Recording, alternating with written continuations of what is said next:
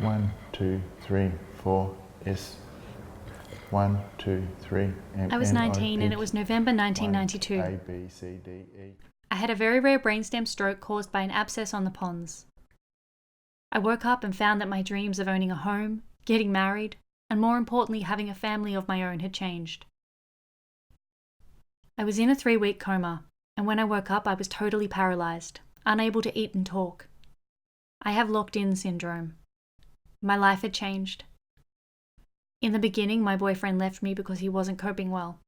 I lost most of my friends except for my family friends, and due to my face being severely paralysed and expressionless, people didn't like looking after me. In fact, I hid from the world because I wasn't coping with it myself, and I thought, if I couldn't handle it, then the world definitely won't. At the moment, I live in Highgate Park, where I have the support from carers for day-to-day activities.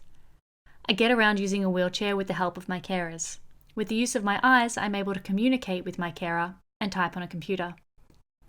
I have plans to move into my new house and live more independently. With support, I'm able to set up my new home environment and meet my needs, have ongoing support from carers, and be able to access neurophysiotherapy. I also look forward to getting back into work with Scope Global. Firstly, I never thought I'd ever work, especially paid work, and like this. Working and earning money would, for starters, kill the boredom, but it would make me feel like I'm giving back. Since I had a very rare non-blood related stroke, and my condition locked-in syndrome was also rare, so for 26 years I was put in the too hard basket and never got the right type of physiotherapy I needed.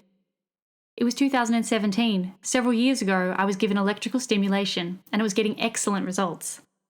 I inquired about getting it again. I was told that I needed a neurophysiotherapist. I did some research into it, I eventually found one. I also found out that this was the therapy I should have been getting from the start. But I couldn't afford it.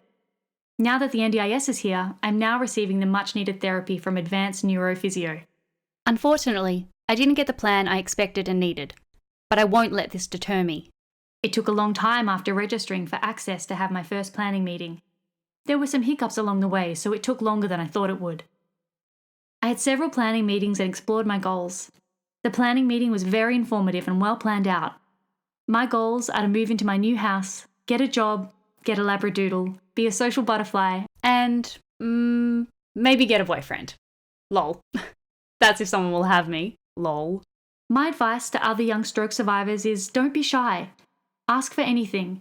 Have more than one quote for equipment if possible, and have as much information as possible as to why you need the things you are asking for. It didn't take long for my plan to be approved. It was about 5 or 6 weeks. My plan looked big, huge, and full.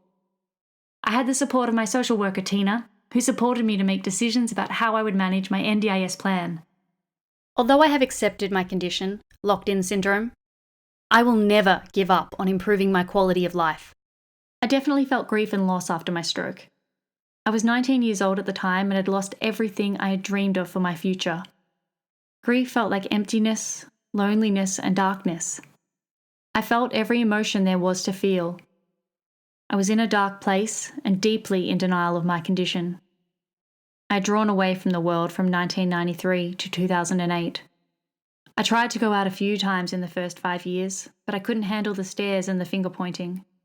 I knew that it was my face. I was a freak. I didn't go out again after that. Years passed, and I went out with Mum a few times, but each time I saw my reflection, I would get angry at myself. I would hide my emotions when Mum or others were around. The nights were the worst, especially when it was dark and I was alone. At night, I would bawl till I fell asleep, and I'd yell and argue with God. No, I'm not religious. You don't have to be religious to believe and have faith. I hid my emotions because I had no facial expressions, so it was hard. But now that I do have facial expression and a voice, I don't hold back. I have a new meaning in life. Live, love, laugh, and go power. Lol. I practice self-care through being a social butterfly. I enjoy going out, going to concerts, listening to music, and having drinks with friends.